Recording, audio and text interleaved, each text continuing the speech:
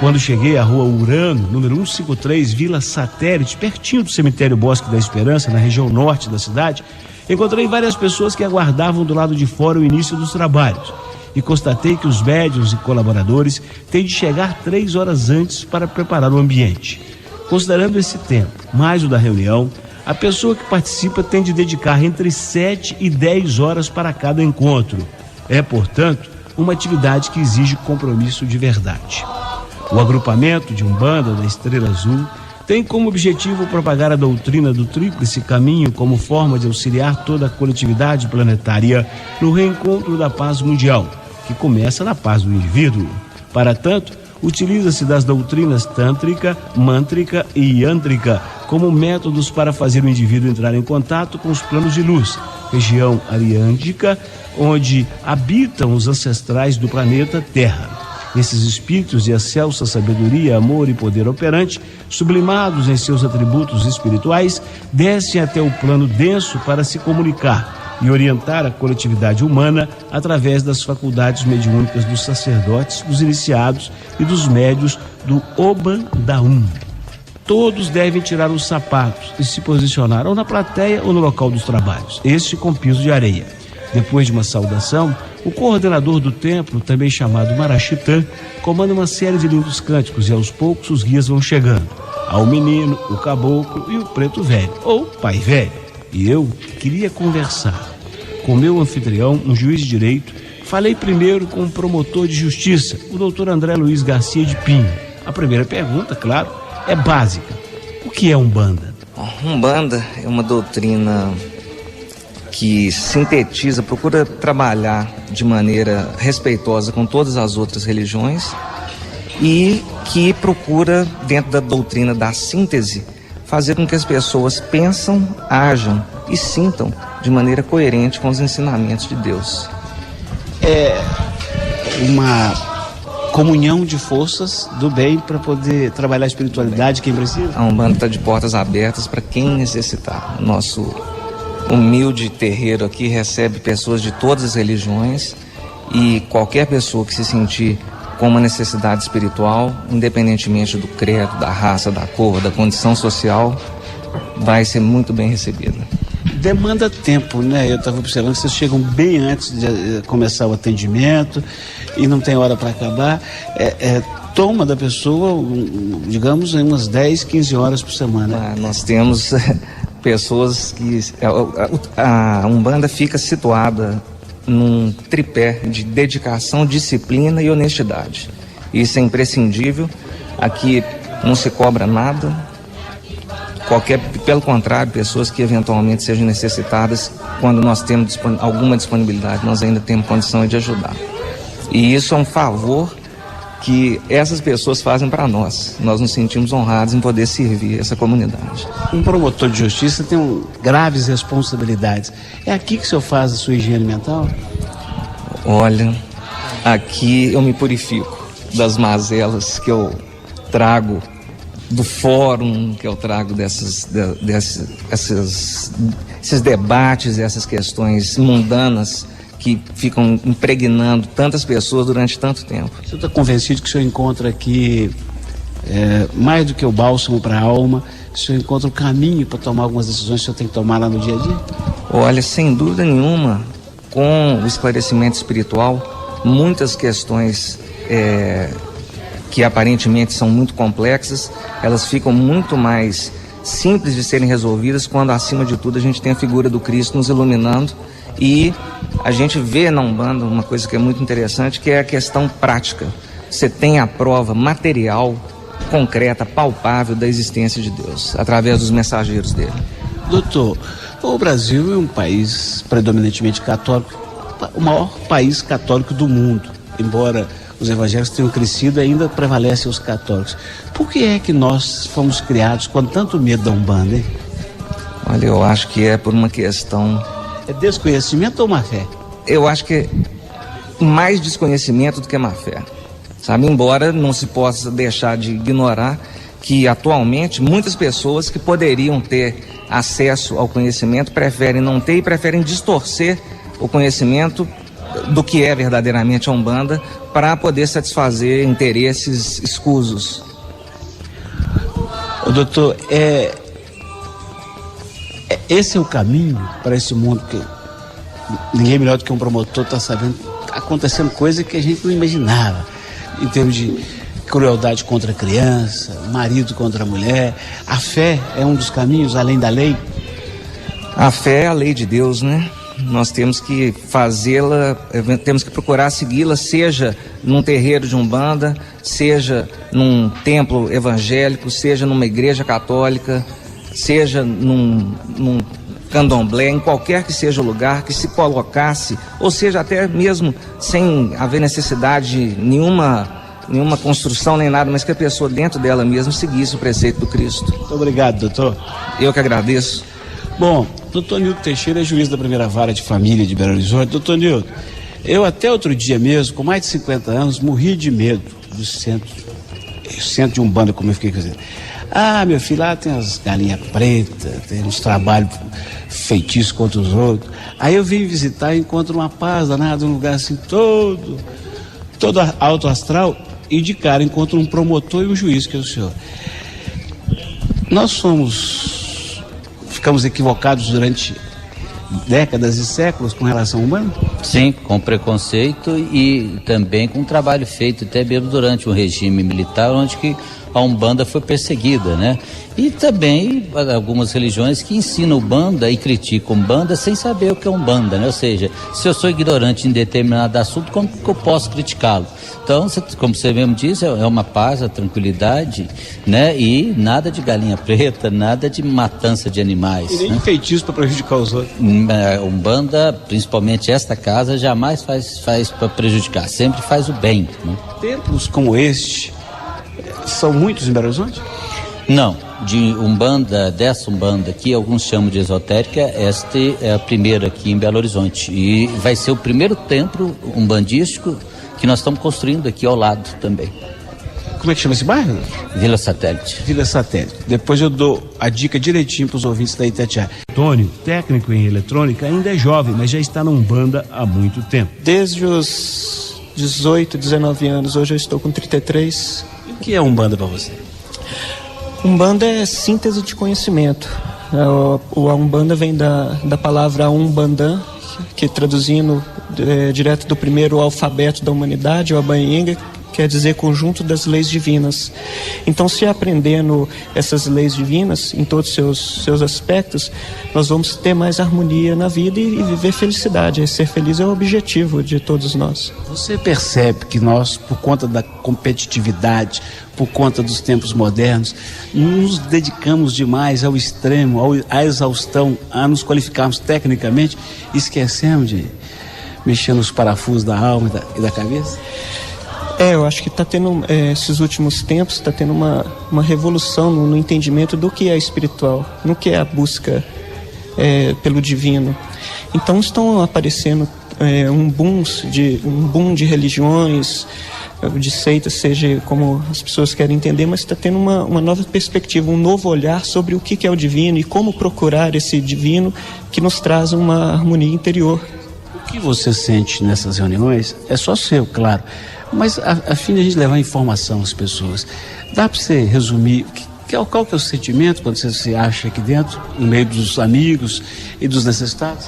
Primeiro é a oportunidade, a alegria interior de servir ao próximo, com a oportunidade de levar o conhecimento que nós temos aqui, seja sermos veículos mediúnicos das entidades que vêm trazer a informação com mais sabedoria, até mesmo uma aplicação, como nós temos lá atrás o nosso herbário de plantas medicinais, temos aqui músicos, vários profissionais que vêm, cada um trazendo um pouquinho de si para ajudar e enriquecer essa nossa reunião. Esse aqui é o legal, né? Cada um tem uma formação, cada um tem uma origem. Juntos formam uma comunidade que pode dividir saberes e ampliar conhecimentos. Com certeza, esse é o objetivo. E tendo a condução, a sabedoria das entidades mesmo, nos guiando, eles que conhecem mais qual o problema que as pessoas vêm em busca aqui de soluções, pelo menos de uma luz, E assim eles vão dirigindo o nosso conhecimento para melhor atender as pessoas. Obrigado, Ricardo. Nada. Como é que é o seu nome? Igor Guimarães. Ô Igor, me explica essa veste branca. Conta, primeiro narra pra gente, é uma túnica, a gente chama de túnica ou uma bata? É uma bata, o uniforme que o umbandista costuma usar nas reuniões, nas giras públicas, como nós denominamos. Tem um nome? Não, é uma bata mesmo. E todos sempre descalços? Sempre descalços, né? A ligação do corpo com a terra, né? Sobretudo por um fator energético, né? E você tem quantos anos? Eu tenho 21. Há quanto tempo? Bom, eu conheci a Umbanda aos 14 anos e eu estou dentro da casa há 3 anos. O que te atraiu? O que me atraiu na Umbanda foi uma riqueza cultural que está presente na nossa sociedade, né? A Umbanda é uma religião que congrega várias filosofias, que se propõe a ser a síntese do saber. Então é uma religião aberta a todos, né? Que todos se reúnem, todos trabalham com o mesmo objetivo. Eu percebo que alguns de vocês estão com um terço no pescoço. Tem um significado também especial? Esse terço é chamado de guia para nós, né? Ele tem uma formação natural, é um elemento que vai propiciar o ajuste energético do nosso corpo e tem uma função simbólica também que é formado por uma cruz, que é o elevamento espiritual. Você conta para o ouvinte da Itatiaia, por que para um jovem é importante estar na Umbanda? 21 anos, né? Por que você se realiza aqui? Bom, eu me realizo na Umbanda porque eu sinto que eu estou contribuindo para o meu crescimento pessoal e para o crescimento da coletividade, né? Da sociedade como um todo. Então, vindo aqui eu consigo me aperfeiçoar e levar um pouco desse aperfeiçoamento a todo tipo de cidadão. Voltamos já para ouvir um homem de 71 anos que está na Umbanda há mais de 30. Chamei, meu Deus do céu, orei, eu vou pedir licença, Umbanda. Rádio Itatiaia. Para você que ligou o rádio mais tarde, estamos dedicando o programa de hoje a uma religião ainda pouco conhecida e até perseguida e discriminada entre a maioria dos brasileiros e que por isso mesmo é alvo de muito preconceito.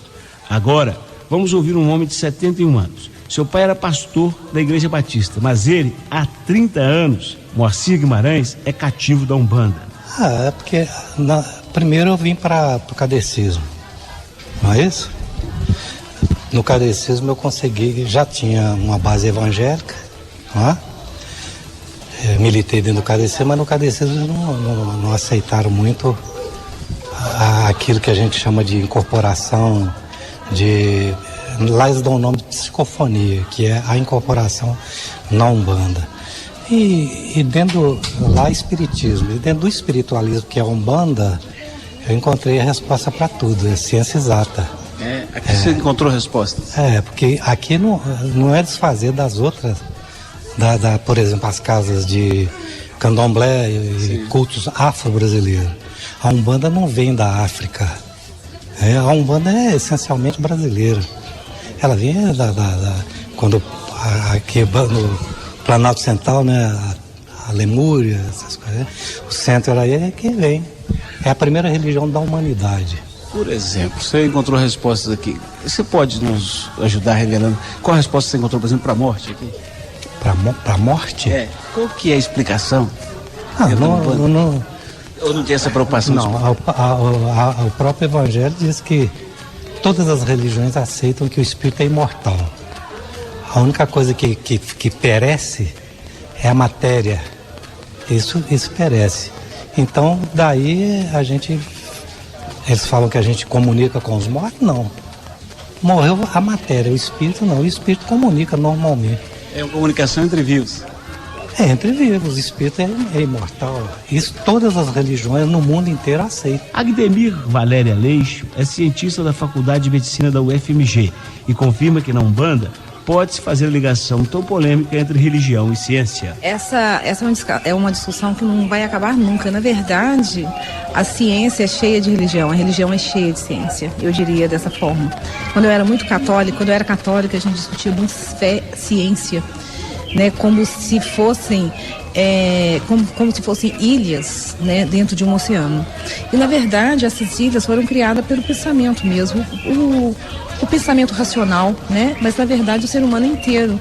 E ser inteiro, ele vive a religião, ele faz a ciência, ele vive a fé, ele é racional, sendo um só. Vivendo todos esses aspectos em tudo aquilo que ele vive. Dizem que dá para administrar essa construção espiritual, essa viagem necessária que fazemos para poder melhorar nosso corpo com as inovações científicas, célula-tronco, essas discussões que geram tanta polêmica dos dois lados? Sim. O ser humano, seja em qualquer aspecto que ele trabalhe, ele é inteiro, né? A nossa cultura atualmente, ela dividiu muito o ser humano. Em tudo aquilo que a gente vive no trabalho, seja eu trabalhando, eu não trabalho com células-tronco, mas eu trabalho também com doenças, né? Em tudo existe o ser humano inteiro, que precisa do amor, que precisa da fraternidade, precisa se realizar como pessoa. Quando a senhora vê uma criança de 3 anos com o sangue ralo, né? Como é que chama a doença, doutor? Leucemia. Quando a senhora vê uma criança de 3 anos com leucemia, a senhora consegue compreender melhor a escolha daquele pequeno ser inocente para passar por aquilo através da religião? Eu acredito que a religião, ela elucida o nosso papel no mundo, nos ajuda a viver melhor, seja qual for a situação em que eu me encontro e as circunstâncias em que eu estou vivendo. A religião, ela ajuda sempre, seja na doença, seja na saúde, seja na alegria, porque assim como a tristeza é difícil, a pobreza é difícil, muito dinheiro também é muito difícil, porque depende do ponto de vista. Então o sentido para a vida que a religião dá, né, que é o sentido da minha humanidade, que é a busca da minha essência, encontrar a minha essência, esse encontro com a própria essência me ajuda a viver a minha dignidade, seja na pobreza, buscando sempre a melhora, seja na riqueza, seja na doença, seja na saúde. É por conta disso que pessoas muito ricas ou muito inteligentes, altamente preparados do ponto de vista intelectual, quando estão no sufoco, começam a rezar se não tinham o hábito? Eu acho que o ser humano, de qualquer época, em qualquer lugar que ele esteja, ele precisa reencontrar a sua essência para ele se realizar. Fora disso, é difícil o dinheiro responder à felicidade. É difícil só o dinheiro, ou só a beleza, né? Ou só viagens. É muito difícil. É por isso, doutora, que depois de tantos movimentos da humanidade, iluminismo, a renascença, o modernismo, que a gente está vivendo agora no chamado pós-moderno, esse vazio. Porque na verdade, nessa busca de si mesmo, o homem muitas vezes se distanciou da sua essência, né? Eu acredito assim que o que eu quero que me realiza mais, está também dentro de mim, né? Que é a minha essência, é um Deus dentro de mim. Por que a Umbanda ficou tão relegada? Eu já conversei isso com o doutor Nilton, eu queria que a senhora falasse um pouquinho também. Por que a Umbanda nos fez crescer, a mim, por exemplo, assustados e com medo dela? A Umbanda? Mas foi a Umbanda? Não, por que ela fez? Por que fizeram assustar a gente assim? Ok. Eu acho que todo esse processo da religião, ela ganhou características que foram da cultura, do momento, do local, e ela está evoluindo muito. Então tudo aquilo que veio da África, tudo aquilo, o candomblé, eu não tenho, todas as religiões são muito boas, eu acho que para quem vive, você está satisfazendo as pessoas, está muito bem, né? Mas eu acho que justamente ela pegou mitos do momento, das regiões, né? Então toda essa forma de viver, sem entender muito aquilo que estava acontecendo, eu acho que afugentou muitas pessoas que buscavam uma fé mais racional. Eu acredito que seja um pouco por aí.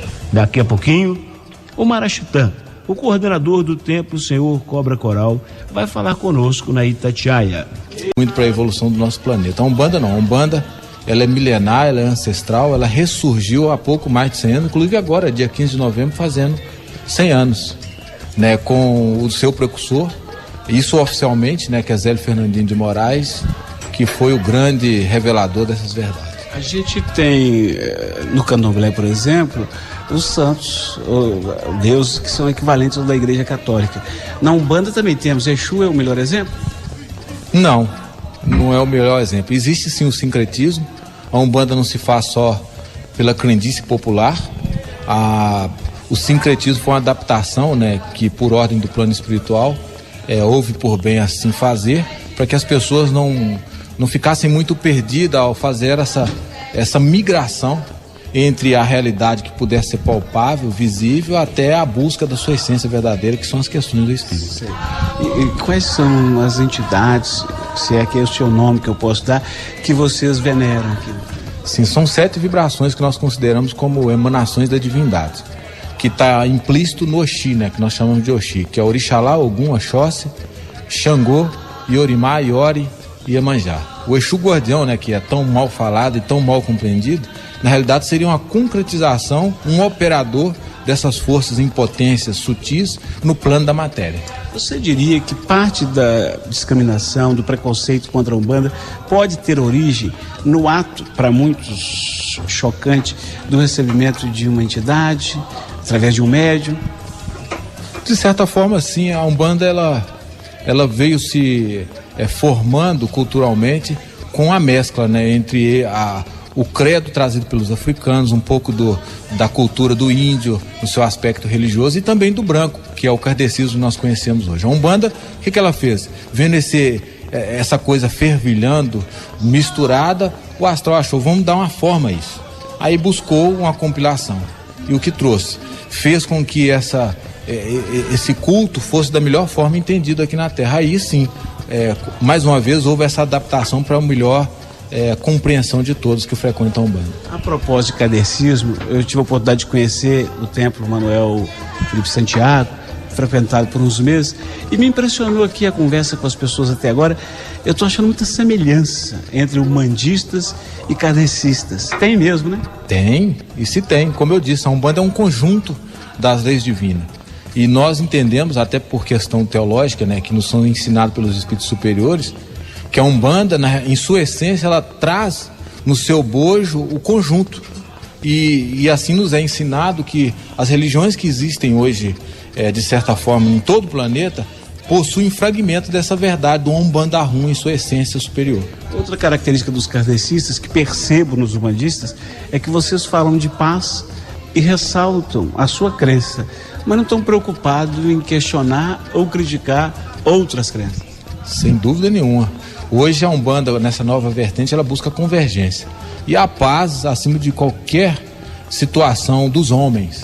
Os espíritos têm nos ensinado que a convergência, que é a busca do sagrado, é o ponto relevante em todo setor religioso.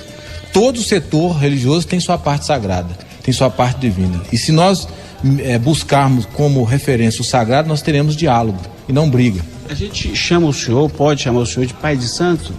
É assim que é a denominação? Culturalmente, sim. Na realidade, eu sempre respondo para aqueles que às vezes me interpelam quanto à minha função diante do grupo. Eu digo que eu sou mais compromissado em resgatar os débitos do passado. Agora, o doutor Nilton já me disse que o templo de Umbanda em si, com essas características, temos esse aqui em Belo Horizonte, se tivermos outros pelo estado, são poucos.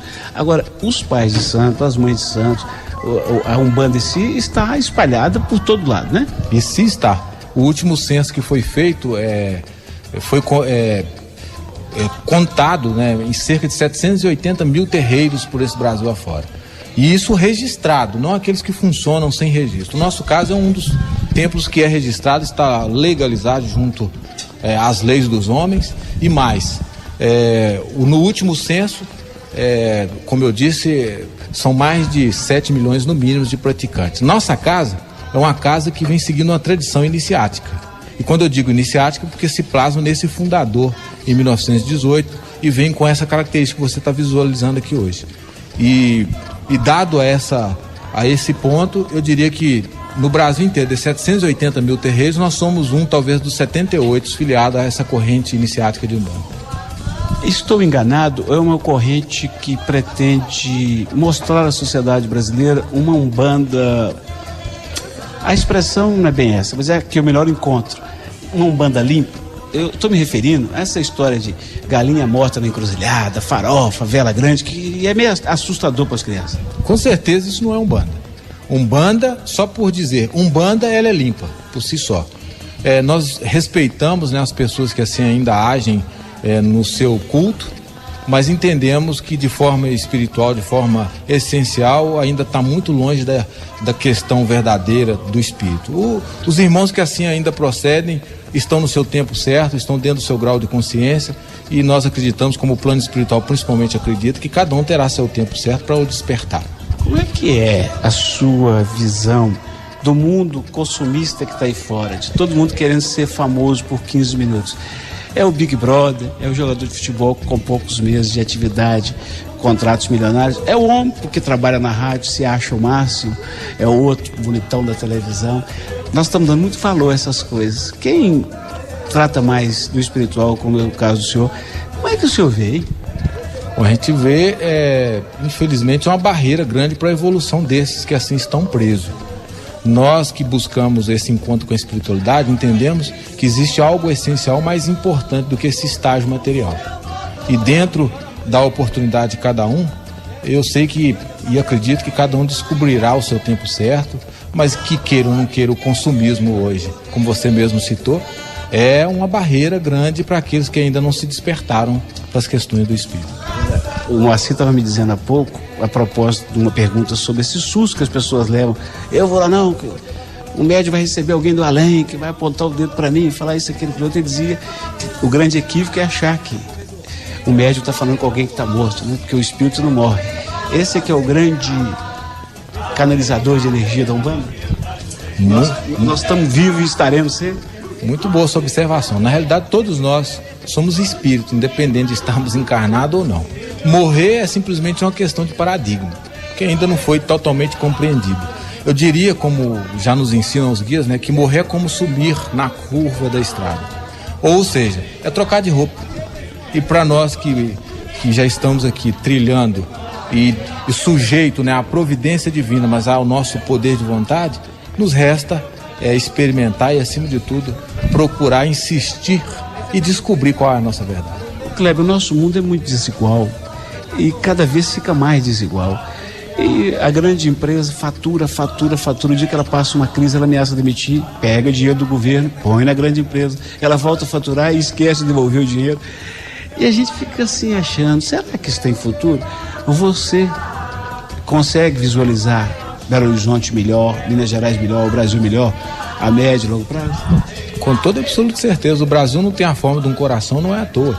Já dizia o grande médium, né, que passou por aqui, pela nossa terra, inclusive compatriota nosso, que foi o Francisco Cândido Xavier, que o Brasil é a pátria do mundo e o coração do Evangelho. E nós, como umbandistas, acreditamos que o Brasil tem, sim, uma grande responsabilidade perante o mundo. E quando se fala dos equívocos, como nós dizíamos aqui anteriormente, é uma questão de tempo. Hoje, nós buscamos entender melhor essa realidade espiritual. Agora, dado a esse contexto e a sua pergunta, eu diria que todos nós temos a oportunidade de reverter isso, como brasileiros. Agora, quando o senhor fala em coração, o senhor está dizendo, lembrando, e aliás eu não tinha prestado atenção para isso ainda, o mapa do Brasil é semelhante a um coração?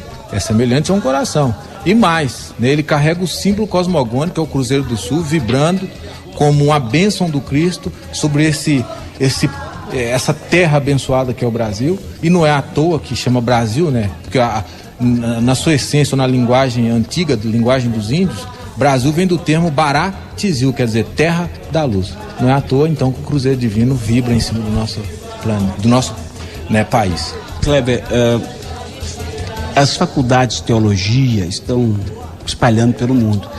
E o senhor tem notícia de alguma faculdade para formar pessoas com simpatia umbanda, por exemplo, para poder trabalhar mais e melhor? Temos, inclusive nós somos filho de Santé do precursor, né, do que trouxe essa ideia, que é a FTU, Faculdade de Teologia Umbandista, que é o Francisco Rivas Neto, né, um cardiologista, mas que tem a função como mestre, tântrico, curador, cuja casa raiz se encontra em São Paulo. Nós somos queira ou não queira, né, uma afiliada a esta casa em São Paulo. Bom, eu vou daqui a pouco convidar os ouvintes com maior ênfase para que venham conhecer esse templo, que tomem aqueles que vierem de ônibus Rodolfo da linha, mas aqueles que vierem de carro, que tomem a Cristiano Machado, em chegando aqui no Pronto Socorro de Venda Nova, ganhe a pista da direita, que vai dar acesso ao cemitério Bosque da Esperança, e ao passar pelo segundo quebra-mola, virou à esquerda, chega fácil. E eu vou dizer para elas, vão lá um dia para experimentar a paz que eu experimentei. Primeiras reuniões abertas são que dias e que horário? Nós estamos encerrando agora um cronograma assumido desde o início do ano. Nós temos as nossas reuniões quinzenais e semanais às terças-feiras. Nós temos o último encontro agora dia 20 de dezembro e encerramos o nosso cronograma, mas voltamos em fevereiro. Na época eu vou chamar mais as pessoas. Aos sábados o encontro é quinzenal. Quinzenal. Então, se hoje nós estamos tendo, no próximo não teremos, e assim por diante até o dia 20. Então, eu vou dizer para as pessoas que em visitando o agrupamento de Umbanda da Estrela Azul, Templo do Senhor Cobra Coral, elas vão encontrar muita paz. Eu queria que o senhor dissesse o que mais que elas vão encontrar além de paz. Vão encontrar uma família de braços abertos a aceitar, né, todos aqueles, não só umbandistas, porque a Umbanda procura, como eu falei, a convergência, a união, o diálogo interreligioso e interreligioso, e acima de tudo, estamos abertos para mostrar que a Umbanda não é mais uma religião de periferia, de totêmicos, de anímicos, e acima de tudo, é uma religião que comporta desde o cozinheiro, como você mesmo viu aqui, até o doutor. Quase que eu esqueço de perguntar para o senhor, que é a pessoa mais qualificada para responder sobre isso no momento. No sábado passado, nesse mesmo horário, nesse mesmo programa, falávamos com um psiquiatra, Delci Antônio da Costa, e ele dizia: estou perplexo com a quantidade de gente nos meus e em outros consultórios de psiquiatras. Falava com o doutor Evandro Guimarães, cardiologista: estou assustado com a quantidade de gente que está ficando com a pressão descontrolada por causa da crise. Falava com uma especialista em sexualidade, dizendo da dificuldade que as pessoas têm, sobretudo os casais com mais de 40 anos, para se relacionar sexualmente, no amor, por conta da crise. O senhor está vendo outro caminho que não seja o da fé, para a gente sair desse buracão, desse vazio no qual nos metemos?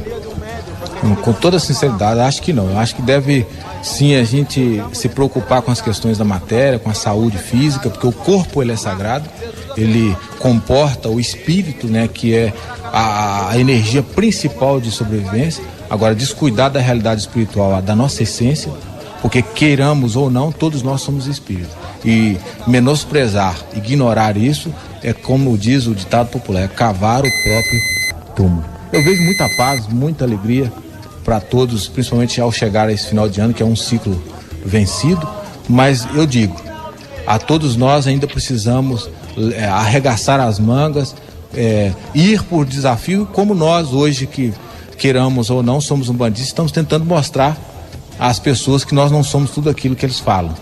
E, acima de tudo, mostrar que podemos, com paz, com tranquilidade, com diálogo, participar da sociedade e contribuir para uma melhor sobrevivência de todos. Obrigado ao Marachitã Kleber Francisco de Oliveira, que falou na Itatiaia, a Rádio de Minas. Na aldeia, meu pai, na aldeia. Eduardo Costa. Muito obrigado a todos. A Itatiaia, que nasceu no dia 20 de janeiro, exatamente para coincidir do aniversário do seu fundador, Januário Carneiro, e que tem a proteção permanente de São Sebastião. Além de ser ajudada há mais de meio século pelo dedo de Deus, acredita ter ajudado na compreensão de uma nova religião, ou de uma religião pouco conhecida no país, e é esse o sentido do rádio. Agora, para fechar, o Marachitã Kleber Francisco de Oliveira vai repetir de forma resumida para que a gente possa guardar o que é Umbanda. É o conjunto das leis divina ou sagrada, ou seja, é a união da sabedoria, do amor, que é, por sinal, um reflexo do que nós hoje chamamos de ciência, filosofia, arte e religião. Obrigado a todos. O Robson já está entrando no estúdio. Segunda, com a graça de todos os deuses, estaremos de volta. Bom fim de semana e saravá!